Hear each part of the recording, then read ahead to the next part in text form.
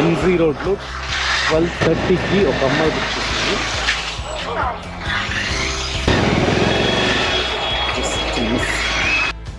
ఫుల్గా రద్దీ ఉన్న చోట, ఇలాంటి పబ్స్, డిస్కోస్ ఉన్న చోట ట్రాఫిక్ ఏమో కానీ మీరు మాత్రం జాగ్రత్తగా వెళ్ళండి. ఎందుకంటే తాగేసి డ్రైవ్ చేసే వాళ్ళు చాలా మంది బయటకు వస్తుంటారు.